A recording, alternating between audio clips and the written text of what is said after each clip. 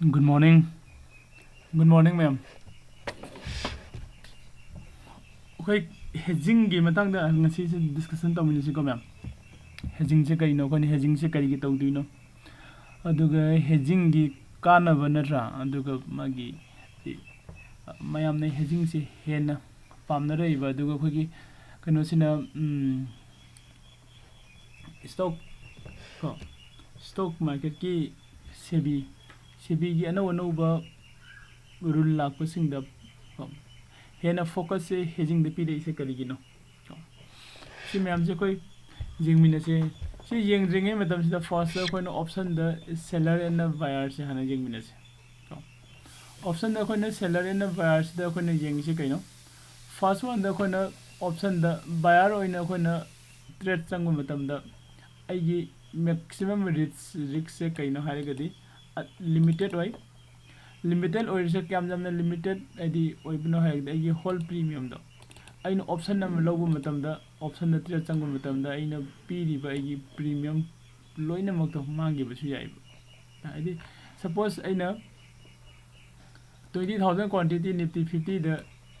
को खनता कन लौरे खलसे को बाय तौरे खलसे लुपा चामदा आइरिबा सिगी लुपा चामदा लौबसिदा आइगी प्रीमियम से क्यानो 20000 को 20,000 से पुल मांगी बजाय कोई गम दगी ओके दोना साइको ने सीधा एगी कनो से रिक से लिमिटेड ओय हाइबने 20,000 सीधा ये है न मांग ओय हाइब गो आइना आइगी प्रीमियम आइना पीरिबा प्रीमियम से सिखकने मांग दिसे को मैम अदुग आइगी रिवार्ड अनलिमिटेड ओय हाइबने आइदि ngасai ने लुपा चाम दे लौगिबा कनो से 200 जाउ पे 300 जाउ पे 400 जाउ पे खंग को ट्रेन चुमने लागदी अदुना आइगी रिवार्ड से अनलिमिटेड ओय है याइ को अदु सिसिदा मुका मुंगा सागी कोना सेलर ओइना मुजेंगागदी सेलर ओइना जेंगागदी आइगी मैक्सिमम रिस्क से अनलिमिटेड ओय है रे तो अनलिमिटेड ओय है करिगिनो हारेगदी साइना 20000 क्वांटिटी से आइना सेल तौरे खलसे निफ्टी बैंक की को 100 rupees the sell to was a magi you pig the river a fund the go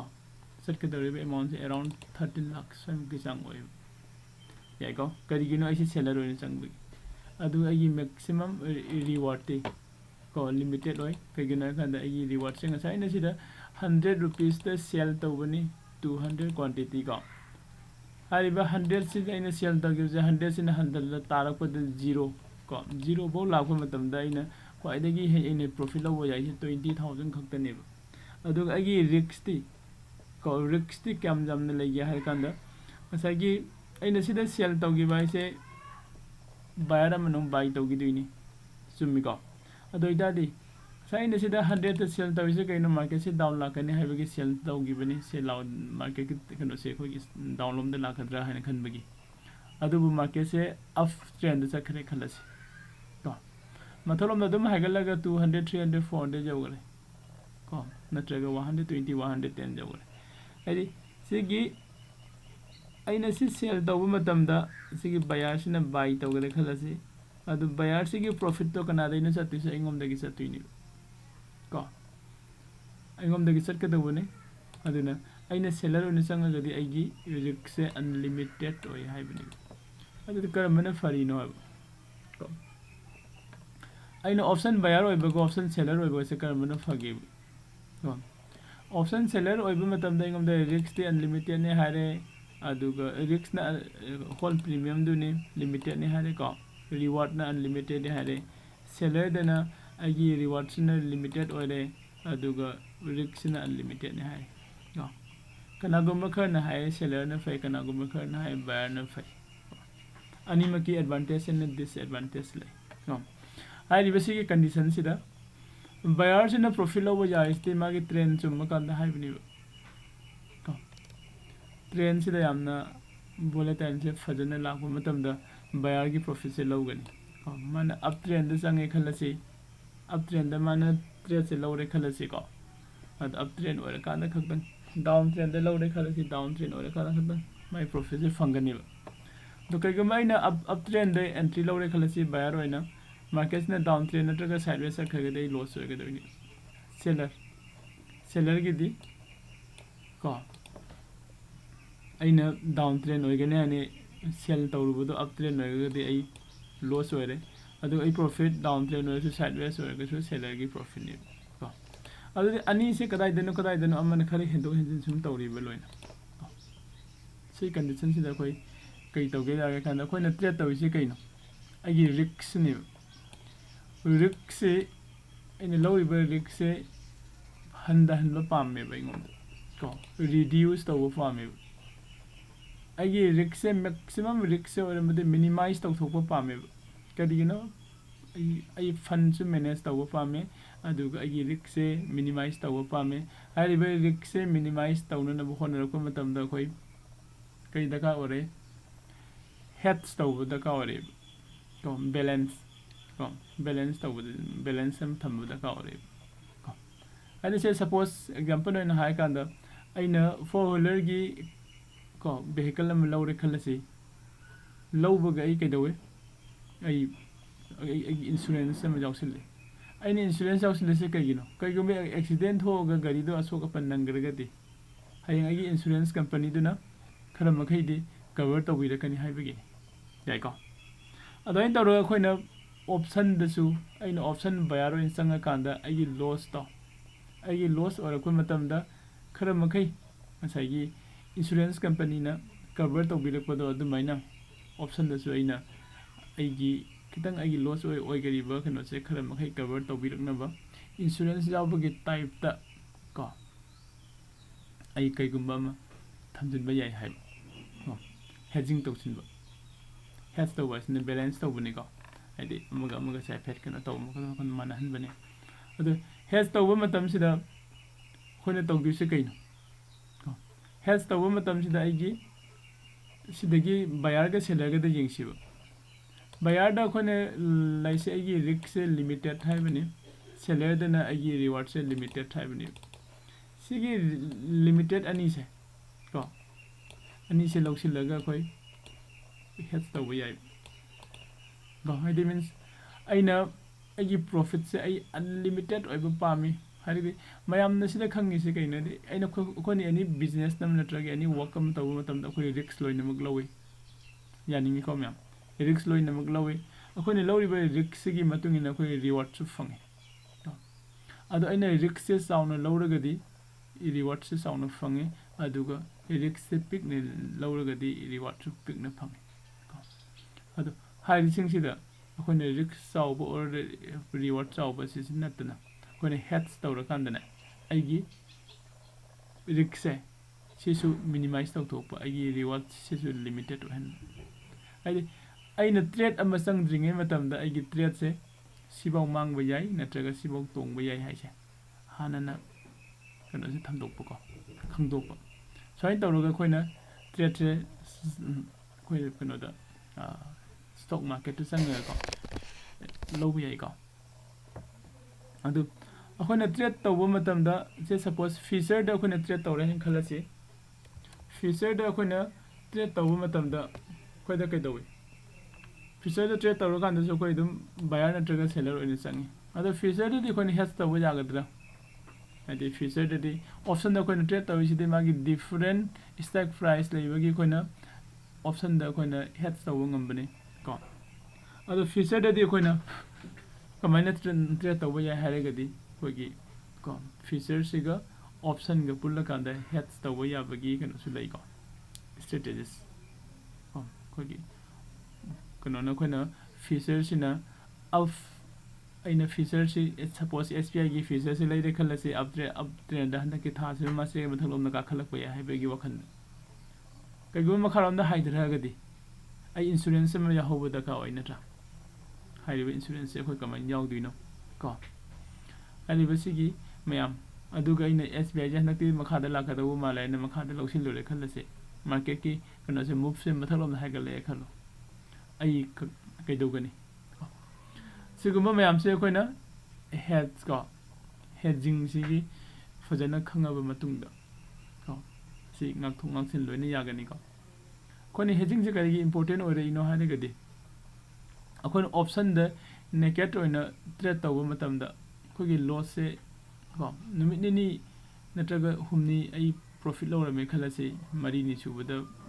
ꯑꯩꯒꯤ ꯄ꯭ꯔꯣꯐꯤꯠ ꯃꯌꯥꯝ ꯄꯨꯂꯞ ꯂꯣꯁ ꯑꯣꯏꯈꯤꯕ ꯌꯥꯎꯏ ꯁꯝꯇꯥꯏꯝꯁ ꯑꯩꯒꯤ ꯄ꯭ꯔꯤꯟꯁꯤꯄꯜꯐꯥꯎ ꯁꯣꯛꯅ ꯍꯥꯏꯗꯤ ꯑꯩꯒꯤ ꯐꯟꯗꯣ ꯀꯣ ꯐꯖꯅ ꯁꯣꯛꯑꯒ ꯁꯨꯝ ꯂꯣꯁ ꯑꯣꯏꯈꯤꯕꯁꯨ ꯌꯥꯎꯏ ꯁꯤ ꯂꯣꯏꯅ ꯊꯣꯛꯅꯕ ꯉꯥꯛꯇꯅꯤꯀꯣ ꯑꯗꯨꯒ ꯑꯩꯈꯣꯏ ꯂꯩꯔꯤꯕ ꯃꯌꯥꯝ ꯇ꯭ꯔꯦꯗꯔ ꯃꯌꯥꯝꯁꯤꯗ ꯇꯧꯔꯤꯁꯦ ꯀꯩꯅꯣ ꯑꯩ ꯉꯁꯤꯁꯦ ꯂꯣꯁ ꯑꯣꯏꯕꯁꯤꯗ ꯑꯩ ꯃꯌꯥꯝꯗ ꯈꯪꯍꯟꯗꯦ ꯑꯩꯒꯤ ꯄ꯭ꯔꯣꯐꯤꯠꯇꯨ ꯈꯛꯇꯅꯤ ꯃꯌꯥꯝꯗ ꯁꯤꯌꯔ ꯇꯧꯅꯩꯁꯦꯀꯣ ꯌꯥꯝ ꯁꯦꯡꯅ ꯍꯥꯏꯔꯒꯗꯤ ꯑꯗꯨ ꯄ꯭ꯔꯣꯐꯤꯠ ꯈꯛꯇꯪ ꯁꯤꯌꯔ ꯇꯧꯔꯤꯕ ꯃꯤꯁꯤꯡꯗꯣ ꯃꯗꯨꯁꯨ ꯌꯥꯝ ꯆꯦꯛꯁꯤꯟꯅ ꯌꯦꯡꯉꯨꯔꯒꯗꯤ ꯀꯣ ꯑꯦꯛꯁꯦꯞ ꯃꯤ ꯈꯔ ꯅꯠꯇꯅ ꯑꯌꯥꯝꯕ ꯃꯤꯗꯗꯤ ꯃꯥꯒꯤ ꯂꯣꯁ ꯃꯌꯥꯝ ꯑꯃ ꯂꯩꯀꯣ ꯍꯥꯏꯔꯤꯕ ꯁꯤꯒꯨꯝꯕ ꯂꯣꯁ ꯀꯩꯅꯣꯁꯤꯡꯁꯦ ꯑꯩꯈꯣꯏꯅ ꯃꯤꯅꯤꯃꯥꯏꯁ ꯇꯧꯅꯅꯕ ꯍꯥꯏꯗꯤ ꯑꯩꯒꯤ ꯔꯤꯛꯁꯇꯣ ꯔꯤꯗ꯭ꯌꯨꯁ ꯇꯧꯅꯅꯕ ꯑꯩꯈꯣꯏꯅ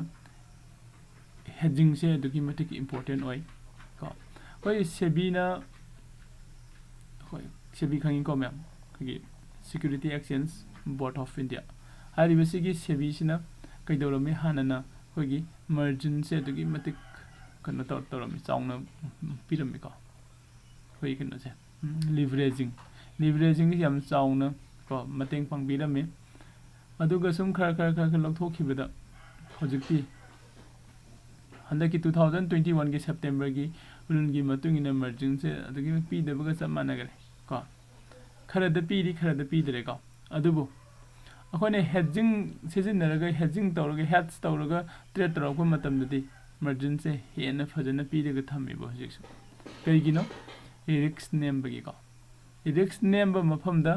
ꯁꯦꯕꯤꯅꯁꯨ ꯑꯗꯨꯛꯀꯤ ꯃꯇꯤꯛ ꯍꯦꯟꯅ ꯁꯞꯄꯣꯔꯠ ꯇꯧꯋꯦ ꯔꯤꯛꯁ ꯋꯥꯡꯕ ꯃꯐꯝꯗ ꯁꯦꯕꯤꯅ ꯁꯞꯄꯣꯔꯠ ꯇꯧꯗꯦꯀꯣ ꯃꯌꯥꯝ ꯌꯥꯝ ꯁꯦꯡꯅ ꯍꯥꯏꯔꯀꯥꯟꯗ ꯑꯗꯨꯅ ꯍꯥꯏꯔꯤꯕ ꯍꯦꯗꯖꯤꯡꯁꯦ ꯑꯩꯈꯣꯏ ꯀꯅꯥꯒꯨꯝꯕ ꯈꯪꯅꯤꯡꯕ ꯍꯦꯟꯅ ꯈꯪꯅꯤꯡꯕ ꯌꯥꯎꯔꯒꯗꯤ ꯀꯣ ꯍꯟꯗꯛ ꯖꯨꯟꯒꯤ ꯗꯦꯠ 11ꯗ ꯑꯩꯈꯣꯏ ꯀ꯭ꯂꯥꯁ ꯑꯃ ꯁ꯭ꯇꯥꯔꯠ ꯇꯧꯒꯅꯤ ꯁꯤꯗ ꯖꯣꯏꯟ ꯇꯧꯕꯤꯌꯨꯀꯣ ꯑꯗꯨꯒ ꯑꯩꯒꯤ ꯁꯤꯒꯤ ꯚꯤꯗꯤꯑꯣꯁꯤꯒꯤ ꯃꯈꯥꯗ ꯑꯩꯈꯣꯏꯒꯤ ꯋꯥꯆꯦꯞ ꯅꯝꯕꯔ ꯄꯤꯖꯔꯤꯀꯣ ꯋꯥꯆꯦꯞ ꯅꯝꯕꯔꯁꯤꯗ ꯇꯦꯛꯁ ꯇꯧꯕꯤꯔꯛꯑꯣ ꯀꯣ ꯑꯩꯈꯣꯏꯅ ꯍꯦꯗꯖ ꯇꯧꯕ ꯃꯇꯝꯗ ꯌꯥꯝꯅ ꯏꯝꯄꯣꯔꯇꯦꯟ ꯑꯣꯏꯕ ꯄꯣꯏꯟꯠ ꯑꯃꯁꯨ ꯂꯩꯀꯣ ꯑꯩꯈꯣꯏꯒꯤ ꯌꯥꯝꯅ ꯍꯦꯟꯅ ꯅꯨꯡꯉꯥꯏꯕꯁꯦ ꯖꯦꯔꯣꯗꯥ ꯑꯦꯀꯥꯎꯟ ꯀꯣ ꯖꯦꯔꯣꯗꯥ ꯑꯦꯀꯥꯎꯟꯁꯤ ꯀꯅꯥꯒꯨꯝꯕ ꯂꯩꯇꯕ ꯂꯩꯔꯒꯁꯨ ꯑꯣꯄꯟ ꯇꯧꯕꯤꯌꯨ ꯑꯗꯨꯒ ꯑꯩꯒꯤ ꯁꯤꯗ ꯗꯤꯁꯀ꯭ꯔꯤꯞꯁꯟꯗꯁꯨ ꯂꯤꯡ ꯌꯥꯎꯖꯔꯤꯀꯣ ꯑꯣꯄꯟ ꯇꯧꯕꯒꯤ ꯑꯩꯅ ꯖꯦꯔꯣꯗꯥ ꯑꯦꯀꯥꯎꯟ ꯑꯣꯄꯟ ꯇꯧ ꯍꯥꯏꯁꯤꯁꯨ ꯀꯔꯤꯒꯤꯅꯣ ꯍꯥꯏꯔꯒꯗꯤ ꯑꯩꯈꯣꯏꯅ ꯁꯤꯗ ꯀꯩꯅꯣꯗ ꯖꯦꯔꯣꯗꯥꯗꯅꯦ ꯁꯤꯗ ꯕꯥꯁꯀꯦꯠ ꯍꯥꯏꯕ ꯑꯃ ꯌꯥꯎꯔꯤꯕ ꯁꯤꯒꯤ ꯕꯥꯁꯀꯦꯠꯀꯤ ꯀꯥꯟꯅꯕꯁꯦ ꯑꯩꯈꯣꯏ ꯂꯧꯃꯤꯟꯅꯁꯤ ꯕꯥꯁꯀꯦꯠꯁꯤꯒꯤ ꯀꯥꯟꯅꯕꯁꯦ ꯑꯗꯨꯛꯀꯤ ꯃꯇꯤꯛ ꯀꯩꯅꯣ ꯇꯧꯈ꯭ꯔꯦ ꯖꯁ ꯑꯩ ꯀꯩꯅꯣꯝ ꯈꯛꯇꯪ ꯑꯦꯛꯖꯥꯝꯄꯜ ꯑꯣꯏꯅ ꯑꯩꯈꯣꯏ ꯌꯦꯡꯃꯤꯟꯅꯁꯦ ꯅꯤꯐꯇꯤ ꯍꯥꯏꯅ ꯑꯩ ꯕꯥꯁꯀꯦꯠ ꯑꯃ ꯀ꯭रिꯌꯦꯠ ꯇꯧꯔꯦ ꯕꯥꯁꯀꯦꯠ ꯍꯥꯏꯗꯤ ꯈꯪꯉꯤꯀꯣ ꯑꯩꯈꯣꯏ ꯕꯥꯁꯀꯦꯠ ꯑꯩꯈꯣꯏꯅ ꯁꯣꯞꯄꯤꯡ ꯁꯦꯟꯇꯔꯗ ꯆꯪꯉꯒ ꯁꯣꯞꯄꯤꯡ ꯇꯧꯕ ꯃꯇꯝꯗꯁꯨ ꯃꯣꯏꯒꯤ ꯇ꯭ꯔꯣꯂꯤ ꯂꯩꯅꯗ꯭ꯔꯥ ꯑꯄꯥꯝꯕ ꯍꯥꯞꯆꯤꯜꯂꯒ ꯄꯨꯔꯛꯑꯦ ꯑꯗꯨꯒꯤ ꯇꯥꯏꯝꯗ ꯁꯤꯗꯁꯨ ꯑꯩꯈꯣꯏꯅ ꯑꯄꯥꯝꯕꯁꯦ ꯍꯥꯞꯆꯤꯜꯂꯛꯀꯗꯣꯏꯅꯦ ꯍꯧꯖꯤꯛ ꯂꯩꯔꯤꯁꯦ ꯅꯤꯐꯇꯤ 50ꯒꯤꯁꯦ 16,569 ꯁ꯭ꯋꯥꯏꯗ ꯂꯩꯀꯣ ꯑꯗꯣ ꯁꯄꯣꯁ ꯑꯩ ꯑꯦꯛꯖꯥꯝꯄꯜ ꯑꯣꯏꯅ 16,500 ꯀꯣ ꯑꯩ ꯑꯃ ꯑꯩꯗꯤ ꯁꯤ ꯕꯥꯏ ꯇꯧꯔꯦ ꯈꯜꯂꯁꯤ ओके बाय तौरे खलेको सी बाय तौरगे अदुगा अतोप्पा अमना 16,000 को 700 रमा सेल तौरे ने खलसी आई अपामबनी सिदै तौरे सिको आई अपामबनी सिदै कनोमा जंग हलोगे मयाम दको मसागी आइना सिगी बाय से यावदबदा सेल खतंग तौरे खलो कयानो 95,000 नि नत्रा 95,000 को सेल खतंग तौर चंगो मतम दा प्रीमियम से 92,000 95,000 रिक्वायर्ड मार्जिन हैबदी मींस आइगी फंड आइगी ट्रेडिंग अकाउंट दा फंड से 95,983 से लेतब यादे हैबनी बे रिक्वायर्ड मार्जिन हैरगदी अदुगा फाइनल मार्जिन हैरगना 92,333 से आइगी दका ओइबा इन ट्रेड चंगो सिन देबे अमाउंट ने से इन सेलर ओइना निफ्टी 50 की 16,700 से इन सेल तब मतम दको ओके सिदा आइने हेड्स तब हाइसे कइनो कांदा आइने सेल तौरगा चट पाइसे कइनो मार्केट से डाउन द लाकदौरे हैन खनबगिनेब कइगम अपलोम चखरदि कमाइ तब आई लॉस ओइदुनी नत्रा सेलर अमगी लॉस दे कइनो maximum loss है unlimited है कि लाइव करी कि नुसी 90,000 से लोइन मांगी सुया by chance live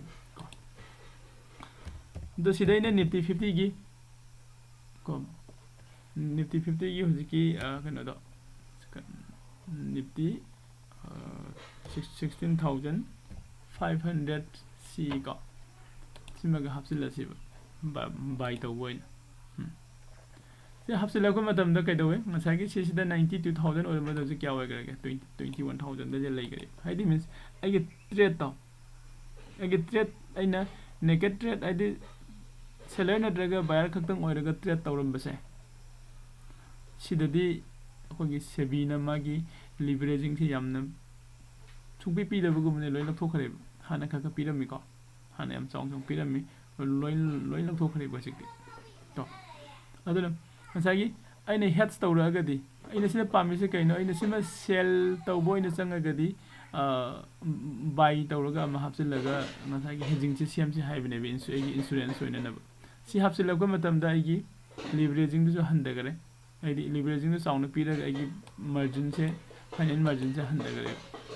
इदी require margin 1 lakh की मथक्ते लइको होजे अदुबो सिसो खन हंदन बे कमाइन हंदन के हारगदी मसागी सिगी बाई तौरगा लाइबा कनो से सिना मथक्ते थंबीबो तो बाई सिना मथक्ते थंसिबो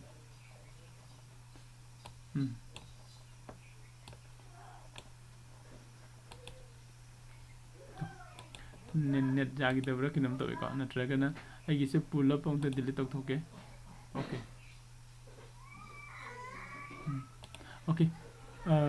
Zerodha की कनो से कितन बेरा कारको माले इंखन बुदको basket item this side close तौथोक अनोबा मसे मसे जिंगसि को मैम जेने लौरमबदो निफ्टी को 16,500 सी से बाई तौबा हाइबने बाई तौरे 20,000 दा हंदरे को अदो सिसे इने सिदे थंगलको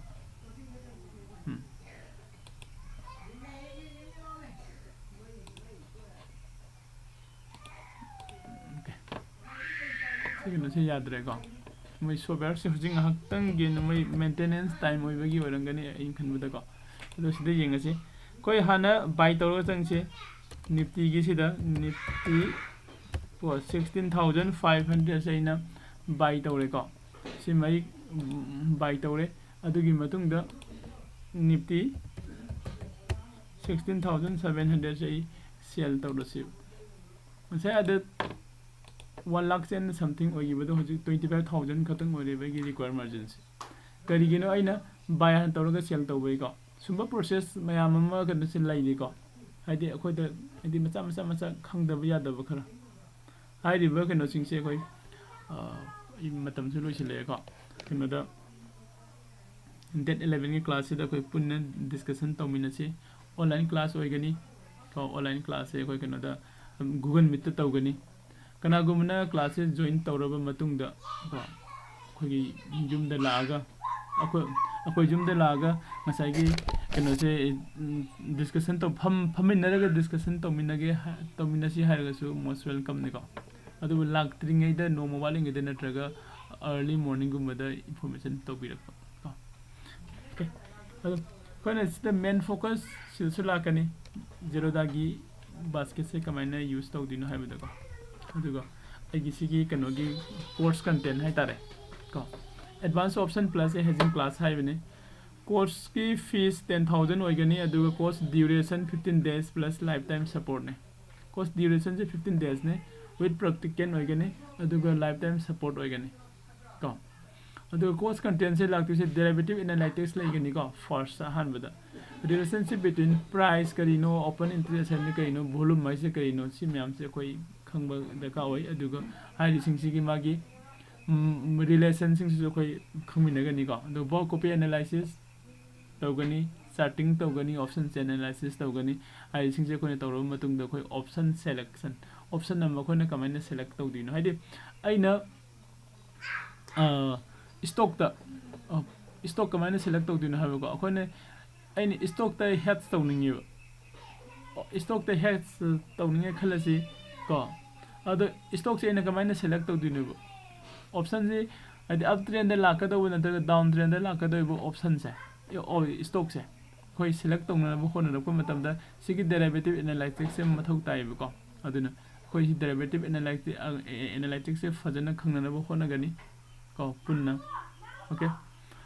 ꯁꯤ ꯈꯪꯉ ꯃꯇꯨꯡꯗ ꯀꯟꯁꯦꯞ ꯔꯤꯂꯦꯇꯦꯠ ꯇꯨ ꯑꯣꯞꯁꯟꯒꯤ ꯑꯩꯈꯣꯏꯒꯤ ꯄ꯭ꯔꯤꯃꯤꯌꯝ ꯅꯠꯇ꯭ꯔꯒ ꯄ꯭ꯔꯥꯏꯁꯤꯡꯁꯦ ꯁꯤꯒꯤ ꯃꯥꯏ ꯀꯟꯁꯦꯞꯁꯦ ꯑꯩꯈꯣꯏ ꯀ꯭ꯂꯤꯌꯥꯔ ꯑꯣꯏꯕ ꯗꯔꯀꯥꯔ ꯑꯣꯏ ꯏꯟꯇ꯭ꯔꯤꯟꯁꯤꯛ ꯚꯦꯂꯨ ꯑꯦꯟꯗ ꯇꯥꯏꯝ ꯚꯦꯂꯨ ꯈꯪꯕ ꯃꯊꯧ ꯇꯥꯏ ꯀꯣ ꯑꯗꯨꯒ ꯚꯣꯂꯦꯇꯤꯂꯤꯇꯤꯁꯤ ꯀꯩꯅꯣ ꯈꯪꯕ ꯃꯊꯧ ꯇꯥꯏ ꯀꯣ ꯑꯗꯨꯒ ꯗꯦꯜꯇꯥ ꯒꯥꯃꯥ ꯑꯦꯟ ꯕꯦꯒꯥ ꯍꯥꯏꯗꯤ ꯑꯣꯞꯁꯟ ꯒ꯭ꯔꯤꯛꯀꯤ ꯃꯇꯥꯡꯗ ꯑꯩꯈꯣꯏ ꯅꯩꯅꯁꯤ ꯑꯗꯩ ꯑꯣꯞꯁꯟ ꯁꯦꯜꯂꯤꯡꯒ ꯑꯣꯞꯁꯟ ꯕꯥꯏꯡꯒꯁꯦ ꯀꯔꯝꯕꯅ ꯍꯦꯟꯅ ꯐꯒꯦ ꯑꯩꯈꯣꯏꯅ ꯍꯦꯠꯁ ꯀꯩꯅꯣ ꯂꯧꯗꯣꯏꯁꯦ ꯀꯔꯤꯒꯤꯅꯣ ꯀꯣ ꯀꯔꯤꯒꯤ ꯏꯝꯄꯣꯔꯇꯦꯟ ꯑꯣꯏꯔꯤꯅꯣ ꯍꯥꯏꯕ ꯁꯨꯝꯕꯀꯣ ꯑꯗꯨꯒ ꯉꯁꯥꯏ ꯑꯩꯅ ꯄꯟꯈꯤꯕ ꯗꯤ ꯑꯣꯞꯁꯟ ꯍꯦꯠꯁ ꯇꯧꯕ ꯃꯇꯝꯗ ꯄꯣꯖꯤꯁꯟ ꯍꯦꯠꯁ ꯇꯧꯔꯛꯄ ꯃꯇꯝꯗ ꯕꯥꯁꯀꯦꯠꯁꯤꯒꯤ ꯃꯥꯒꯤ ꯏꯝꯄꯣꯔꯇꯦꯟꯁꯁꯦ ꯀꯩꯅꯣꯒ ꯍꯥꯏꯕꯀꯣ ꯑꯗꯨꯒ ꯑꯣꯞꯁꯟꯒꯤ ꯑꯩꯈꯣꯏꯒꯤ ꯏꯁꯇ꯭ꯔꯦꯇꯦꯖꯤꯁꯇ ꯂꯥꯛꯏꯁꯦ ꯍꯦꯗꯖꯤꯡꯒꯤꯗꯀꯣ ꯕꯨꯜ ꯀꯣꯜ ꯁ꯭ꯄ꯭ꯔꯦꯠ ꯕꯤꯌꯔꯐꯨꯜ ꯁ꯭ꯄ꯭ꯔꯦꯠ ꯂꯣꯡ ꯑꯦꯟड ꯁꯣꯔꯠ ꯁ꯭ꯇ꯭ꯔꯦꯗꯟ ꯂꯣꯡ ꯑꯦꯟड ꯁꯣꯔꯠ ꯀꯣ ꯁ꯭ꯇ꯭ꯔꯦꯡꯒꯜ ꯕꯇꯔꯐ꯭ꯂꯥꯏ ꯁ꯭ꯄ꯭ꯔꯦꯠ ꯀꯣ ꯑꯥꯏꯔꯟ ꯕꯇꯔꯐ꯭ꯂꯥꯏ ꯔꯦꯁꯤꯑꯣ ꯁ꯭ꯄ꯭ꯂꯦꯠ ꯍꯥꯏꯔꯤꯕ ꯀꯩꯅꯣꯁꯤꯡꯁꯦ ꯑꯩꯈꯣꯏ ꯊꯤꯑꯣꯔꯤ ꯋꯤꯠ ꯄ꯭ꯔꯦꯛꯇꯤꯀꯦꯜ ꯑꯩꯈꯣꯏ ꯗꯤꯁꯀꯁꯟ ꯇꯧꯃꯤꯟꯅꯒꯅꯤ ꯂꯣꯏꯅꯀꯣ ꯄꯨꯡ 9ꯗꯒꯤꯅ ꯄꯨꯡ 9ꯗꯒꯤꯅ ꯄꯨꯡ 8ꯐꯥꯎ ꯑꯩꯈꯣꯏꯒꯤ ꯀ꯭ꯂꯥꯁ ꯑꯣꯏꯒꯅꯤ ꯊꯤꯑꯣꯔꯤꯒꯤ ꯀꯣ ꯑꯗꯨꯒ ꯄꯨꯡ 8ꯗꯒꯤ ꯍꯧꯔꯒ ꯑꯩꯈꯣꯏ ꯑꯃꯨꯛ ꯄ꯭ꯔꯦꯛꯇꯤꯀꯦꯜ ꯑꯃꯨꯛ ꯇꯧꯃꯤꯟꯅꯒꯅꯤꯀꯣ ꯑꯗꯣ ꯀꯅꯥꯒꯨꯝꯕ ꯍꯥꯏꯔꯤꯕ ꯀꯣꯔꯁꯁꯤꯗ